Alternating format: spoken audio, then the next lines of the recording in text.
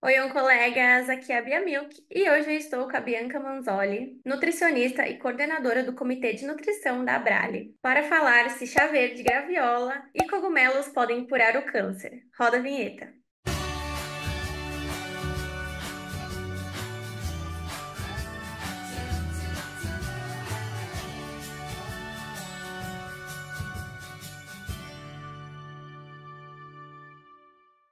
Bianca, muito obrigada por essa participação aqui na TV Abrale. Oi, Bia, obrigada. Estou muito feliz com esse convite, principalmente para falar sobre um dos temas que mais me questionam, inclusive em rede social. Eu acho que é um dos temas mais importantes no que diz respeito à nutrição no paciente oncológico. Deve ser a dúvida de muitos também, né? Muito, o tempo inteiro. Então, para a gente iniciar, Bianca, existem alguns alimentos milagrosos para o tratamento do câncer? Primeiro que essa é a pergunta de milhões, né? Quando um paciente é diagnosticado, sempre tem algum familiar ou algum amigo que tenta trazer alguma notícia de algo, né? Não só um alimento, mas algum tipo de tratamento que traga essa cura. E isso muitas vezes para tentar ajudar, para tentar acolher esse paciente. Com esse avanço, principalmente nessa era da internet, muitos alimentos eles acabam sendo colocados como sendo milagrosos e trazendo esse potencial de cura. Eu acho que essa pergunta inicial é o que permeia todo esse assunto, porque eu acho que é muito importante a gente pensar que não existe nenhum tipo de alimento que possa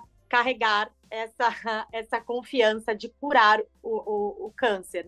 Não existe essa associação e a gente não pode colocar esse poder em nenhum tipo de alimento. É exatamente igual é em alguns outros tipos de tratamento alternativo, né? O que faz realmente, o que tem o sucesso do tratamento oncológico é aquilo que o oncologista vai prescrever e junto com uma alimentação e estilo de vida adequado. Tem que tomar muito cuidado com o que a gente lê, com as informações que a gente recebe nesse momento tão delicado, né, de você tentar buscar ali uma solução rápida, prática e até saudável, né? Mas não é muito bem assim que funciona. A gente acaba vendo essa esperança naquele tipo de alimento, porque a gente olha e a gente é algo. Eu sempre falo isso para os meus pacientes no consultório. Quando a gente faz um tratamento, é algo que a equipe médica, toda aquela equipe multi, está prescrevendo para o paciente. Quando a gente pensa em uma questão alimentar, é algo que o alimento que o paciente está fazendo por ele mesmo. Então, é uma ferramenta que ele olha aquilo como uma questão de esperança daquilo que só basta ele consumir. Então, eu acho que ainda mais, além disso, a gente pega numa questão muito delicada e por isso que cada vez mais esses alimentos acabam tendo esse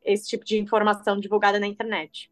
Sobre a graviola, há rumores que o chá da folha da fruta tem potencial curativo para os pacientes oncológicos. Isso é verdade? Não, eu acho que esse é um dos alimentos que mais a gente encontra muita informação na internet, inclusive muitos vídeos. Esses vídeos, alguns deles já foram denunciados, já foram retirados. Se a gente faz uma análise também de triagem do que foi a graviola há 2, 3 anos atrás, a gente já consegue identificar um pouco mais o quanto existe de fake news por trás dessa informação. É uma informação muito duvidosa, que realmente traz uma certa ansiedade em vários familiares, não só paciente, mas em vários familiares. Não existe nenhum tipo de estudo científico que comprove não só a eficácia disso como sendo curativo para o tratamento, mas também a confiabilidade de que você possa consumir esse chá sem causar nenhum dano. Eu acho que um ponto, Bia, que é muito importante da gente pensar é que toda panaceia, todo chá, todo alimento, tudo na vida tem dois lados da moeda. E a gente tem que pensar nisso num paciente. Sabe aquela coisa que a gente sempre pensa que é assim,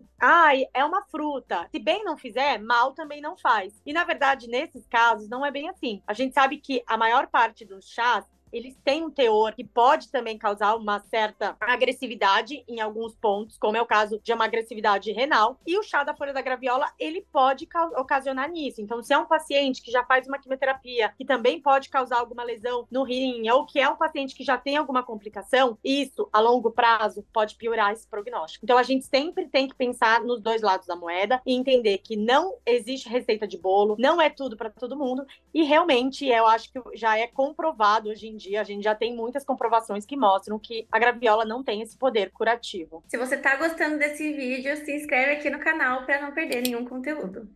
E no caso do cogumelo do sol, Bianca, já vimos constatações parecidas sobre esse cogumelo. O alimento ele pode ajudar na prevenção do câncer, ao menos? Os cogumelos, eles são fungos e eles são muito conhecidos desde a época da antiguidade, então a gente já usava isso como um alimento que tinha um valor nutritivo, um valor terapêutico. Cogumelos são utilizados em vários tipos de cultura. No Brasil, inclusive, a gente tem um alto consumo de cogumelos, mas a gente sempre tem que lembrar que dentro dessa família existem diversos tipos, alguns deles são venenosos, alguns são alucinógenos, também existem alguns deles que têm algumas propriedades medicinais que podem ajudar a longo prazo dentro de uma questão de alimentação saudável. Eu acho que um ponto muito importante é que quando a gente coloca um alimento dentro daquele balaio de prevenção, a gente não fala exclusivamente de um único alimento. A gente fala de um contexto alimentar. A nutrição, ela vai muito além de só caloria, nutriente, proteína e só aquilo que a gente visualiza naquele filtro da internet. É como se tivesse um iceberg por trás de coisas que a gente precisa fazer uma análise. Então, não dá pra gente pegar um único alimento, colocar ele lá em cima e falar: esse alimento é importante na prevenção do câncer. O que é importante é um contexto de alimentação saudável, tendo nutrientes, tendo que o paciente tenha acesso a alimentos saudáveis, que o paciente diminua o consumo de ultraprocessado, que o paciente tenha uma consciência alimentar. Então, é todo um estilo de vida atrás dessa alimentação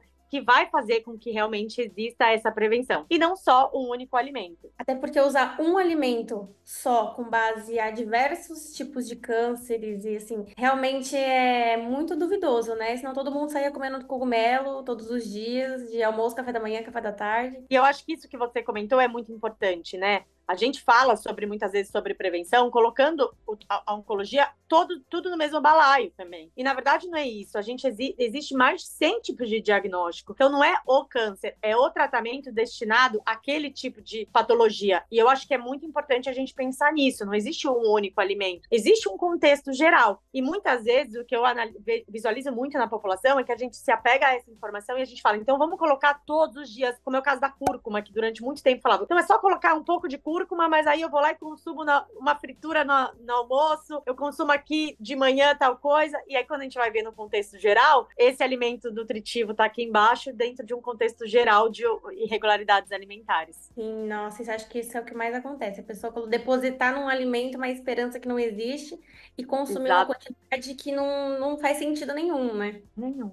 O chá verde, muito utilizado em culturas orientais, ele também possui, né, esses rumores. Ele tem algum elemento que possa curar o câncer? Bom, vamos lá. O chá verde, ele é muito conhecido também por conta dos compostos bioativos, como é o caso dos polifenóis. Então, eles têm propriedade antioxidante, anti-inflamatório. Tem muito estudo científico trazendo os benefícios do chá verde. Ele realmente é muito utilizado na cultura ambiental, né? Eles chamam de banchay. Tem muitos aspectos positivos, mas é a mesma questão que a gente leva para aquele ponto que a gente falou sobre o chá da folha da graviola. A gente tem que entender um contexto geral. Não existe nenhum tipo de associação como sendo curativo para o câncer. É a mesma questão. Isso é um mito. E dentro de um contexto, ele pode trazer antioxidante, ele pode fazer parte de uma dieta anti-inflamatória para esse paciente em tratamento? Depende. Depende do paciente, depende do prognóstico, depende do tratamento, depende de uma série de fatores por trás disso. Eu não sei quem está assistindo o vídeo que já teve acesso a esse chá, já consumiu. Ele é um tipo de chá que muitas vezes, em pessoas mais sensíveis, pode dar um pouco mais de taquicardia, pode deixar a pessoa mais acelerada. Ele realmente tem propriedades medicinais que fazem com que aumente um pouco a nossa energia. Existem pessoas que são mais sensíveis a isso e ela pode sentir um pouco mais. Então, é importante a gente entender todo esse contexto geral e, mais do que isso, entender que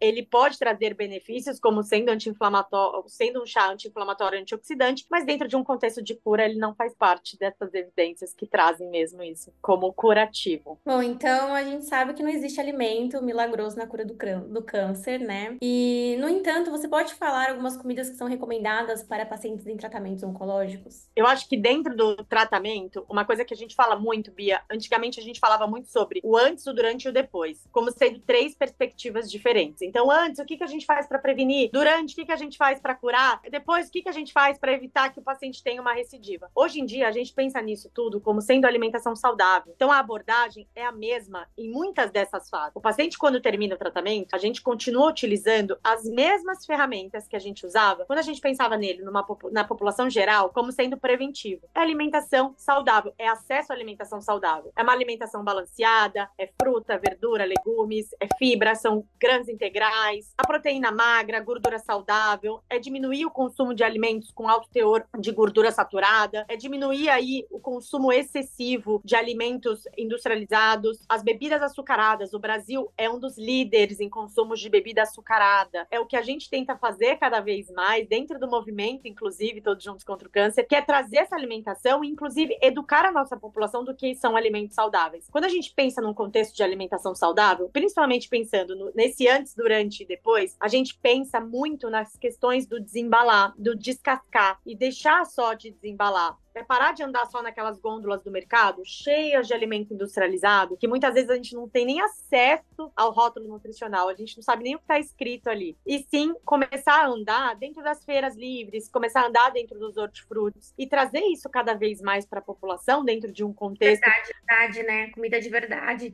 Aquele básico que funciona, acho que para todo mundo, claro, de acordo com uma dieta específica para o resultado e para os objetivos, mas eu acho que é aquele básico que funciona, aquele arroz e feijão, aquele legumes, verdura, fibra, salada. Exatamente. E é trazer prazer nisso e mostrar para o paciente. Eu acho que os profissionais, né, principalmente os nutricionistas, a gente tem o dever de mostrar para a população como esse básico funciona e como a gente consegue realmente trabalhar, fazer milagre em uma alimentação saudável, trazendo isso para a mesa do brasileiro, né, para a mesa dessas famílias, de uma maneira que todos tenham acesso. Esse também é o nosso dever como nutricionista. É não só dar orientação, mas também entender qual é o contexto que ele está, qual é o tipo de acesso à alimentação saudável que esse paciente tem, como a gente consegue melhorar a qualidade alimentar, não só dele, como dos familiares. E é isso, assim, é muito pensar em uma orientação nutricional individualizada, que a gente sempre fala muito sobre a individual, só que também no populacional, que a gente consegue fazer para melhorar o caminho de toda a população. E trazendo essa nutrição, essa alimentação acessível, trazendo alimentos saudáveis para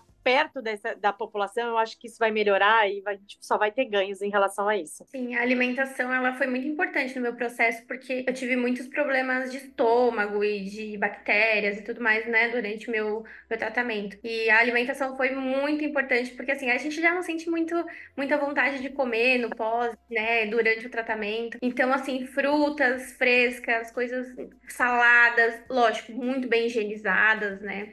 Verduras, alimentos mais leves, nossa, me ajudaram muito nesse processo. E aí eu realmente deixei de lado de comer industrializados e salgadinhos e pipocas e coisas, aquilo que você falou, coisas que você abre, né, e tá ali pronto na hora. Nossa, é uma diferença gritante, você sente seu corpo realmente reagindo super bem, porque não tem nada tóxico ali, extremamente saturado e, nossa, as irritabilidades. Eu sempre falo isso. A gente é também o nosso dever explicar isso para o paciente, o quanto isso traz de benefício. Porque quando faz sentido para você, quando você realmente entende o bem que aquilo está fazendo no seu organismo, as coisas passam a fazer parte da sua rotina e aquilo vai, com certeza você vai receber esse alimento, você vai seguir esse estilo de vida de uma maneira muito mais leve e sem nenhum tipo de sofrimento. Ter prazer em comer comida boa, porque você tá pensando que a longo prazo isso vai te fazer bem e vai te nutrir, vai te dar saúde, né? Que eu acho que é o que a gente quer hoje, saúde. Então, não tem caminho, não tem caminho mais fácil, eu acho, se não for se alimentando bem, praticando atividade física. Isso, acho que são combos da saúde mesmo. Então, acho que se o objetivo da pessoa é esse, né? Não tem muito para onde correr. Exatamente, maravilhoso. Você quer fazer alguma consideração final? Eu acho que dentro de um contexto geral, o que a gente sempre tem que pensar é em estar próximo de alimentos saudáveis, não só de ir atrás desse tipo de informação, né? Mas da gente sempre checar as informações, a gente sempre entender o que está por trás daquela orientação que está sendo feita na internet, porque a gente entende cada vez mais que a velocidade com que a informação chega hoje em dia, ela é muito grande e muitas vezes ela acaba fugindo do controle. Então, eu acho que buscar orientações que sejam feitas por profissionais de confiança, tirar a dúvida sempre com a sua equipe de confiança, isso é muito importante para o sucesso do tratamento. Sim, e não ficar lendo qualquer reportagem por aí, nem dar ouvidos a todas as informações que aparecem nesse momento tão delicado, né? Exatamente, exatamente. Então tá bom, Bianca, obrigada, viu? Um beijo, até a Obrigada. próxima. Obrigada. Muito obrigada por ter permanecido até o final do vídeo. Curta, comenta, compartilha. Se você acha que tem alguém que precisa ver esse conteúdo, um beijo e até a próxima.